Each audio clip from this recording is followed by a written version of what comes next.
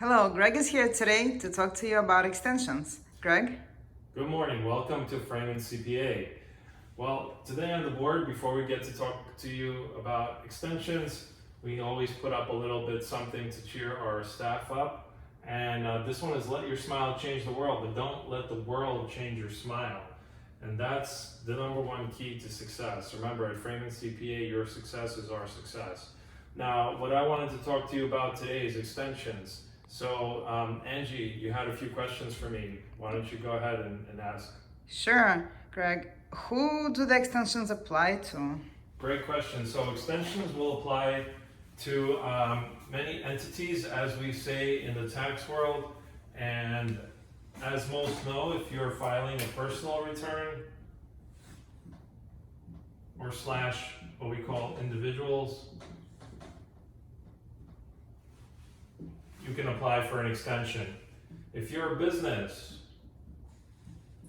and you're a sole prop, proprietorship, DBA,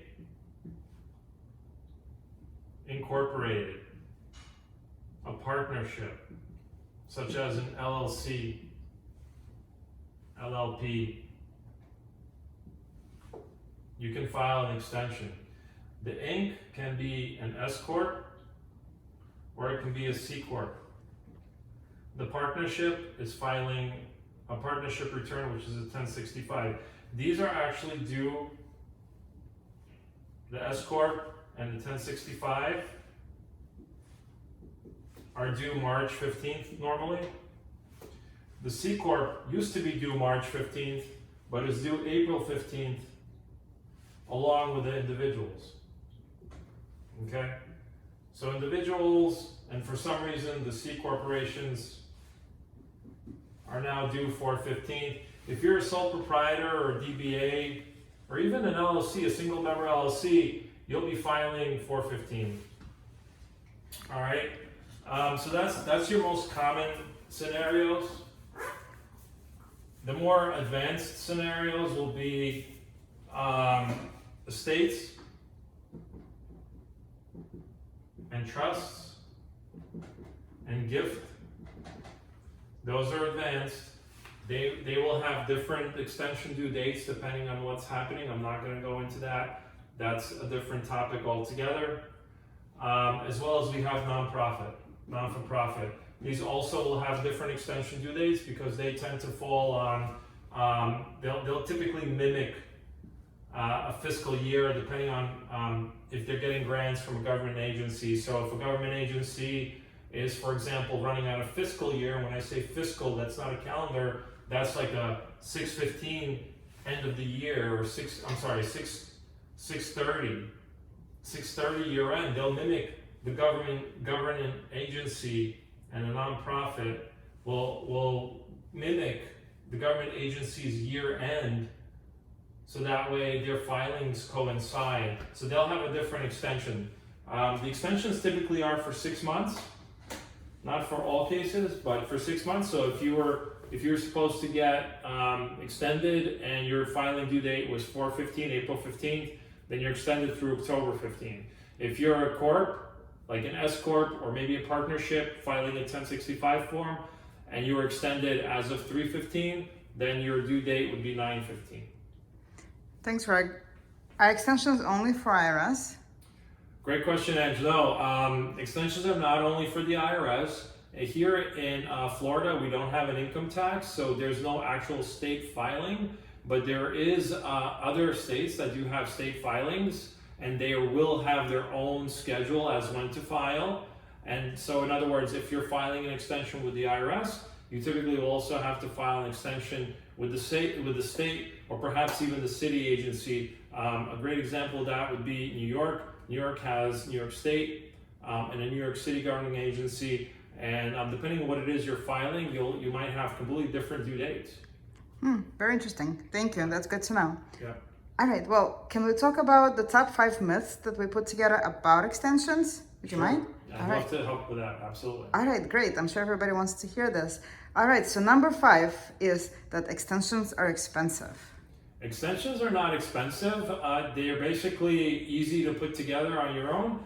Where it can get tricky is basically, figuring out what you need to do in order to get extended properly, and that's where it becomes a little bit more complicated. But the actual extension itself is really inexpensive. You're just filing a form with the IRS, so it asks for very basic information. It will ask of you how much is your estimated tax liability and how much you've paid in, and that's the typical process as far as an extension is concerned. Okay, great. Well, let's moving down to number 4. Filing an extension makes me look disorganized. Well, who cares what you look like at this point, right? If you're walking into an accounting office on March 15th, we're probably looking much worse than you are. Trust me, it's grueling. Or if you're coming in April 15th, then we're already crawling past that, getting close to that due date, and we're crawling along. But no, it doesn't make you look disorganized. As a matter of fact, a lot of people go on extension not because they're disorganized, but simply because of life. Things happen. Maybe they're moving states. Maybe there was some other circumstance that prohibited them from filing timely.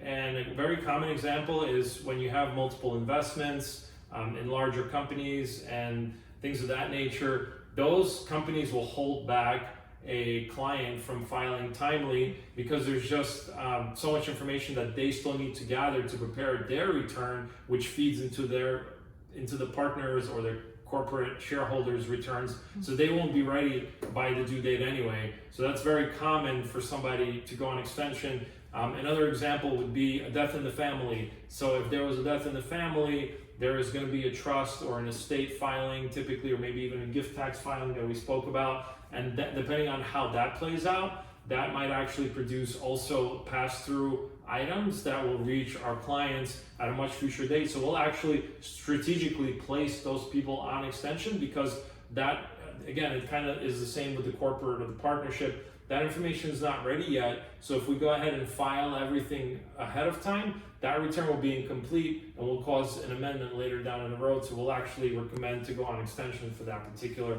situation. That's not all the situations that come up, but that's very common. Well, it's good to know. It won't make us look bad No. in the eyes of the IRS. Okay, and moving on to the next myth. Myth number 3. It increases my chances of an audit. No, actually, that does not increase your chance of an audit. The IRS is very busy with many other things. Believe me, that's not one of the things that will increase your chance of an audit. That is a very common myth.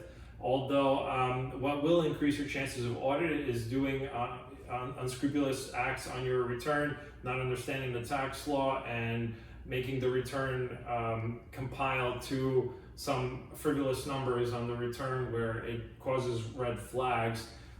Making a certain amount of money is definitely a red flag. So if you're earning $5 million, your chances of getting audited are that much greater. If you're an LLC owner and you're a single member LLC, like we spoke about, just for some reason that might trigger an audit, because those tend to be heavily audited, especially if it has losses for 7 years in a row. That's almost guaranteed an audit.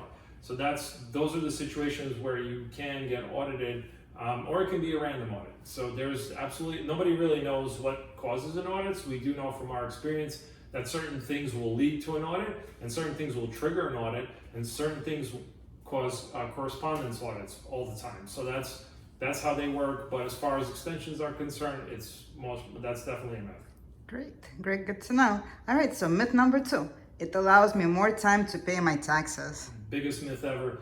No, an extension is an extension of time to file and not to pay your taxes. All you're doing is buying some time. Your taxes are due throughout the year. We're a pay-as-you-go tax system. What does that mean? Pay as you go, not pay by April 15th. So as you're earning the income, it needs to be taxed. And that's where people fall short. Situations where you have untaxed income, could be investment income, could be business income, could be estate, trust, gift income that's coming through to you, and you're basically not paying the taxes throughout the year. So we do have quarterly due dates for estimated income taxes. Those are starting in April 15th, June 15th, 9/15th, and 1/15 of every year. And on certain circumstances, it could be a different due dates, but those are the most common due dates for individuals. So that's when you're actually supposed to pay in your installments. And April 15th, by the time it comes to file your personal return, that's when you should have already paid everything in. And if you haven't filed then that doesn't stop you from needing to pay in your taxes when you're applying for that extension. Understood. Great. Well, leading us to number one myth about extensions, the big one. I can file my taxes whenever I want if I file an extension. I wish. Our lives would be that much easier. Unfortunately, the taxes are due when they're due, unless the filing due date is falling on a banking holiday or a weekend. They are due the same time every year. Like last year, we had an extension of time to file with COVID, and everything got pushed back till July 15th. That was an exception. Typically, it's due, when it's due. I think some states right now are actually giving us a little extra time to file, but again, you have to check with the IRS when the due dates are for filing. As I mentioned, March, April. If you're fiscal, it could be a completely different time. And your state, you have to check with the state and city government agencies. So usually, if I was to file an extension, how much time am I buying myself? Typically, for most individuals, it's 6 months. Okay, great. So instead of April, I'll be due by October 15th. Correct, exactly. Great. Thank you so much. Absolutely. Thank you. All right. Have a great one. Take You too. care.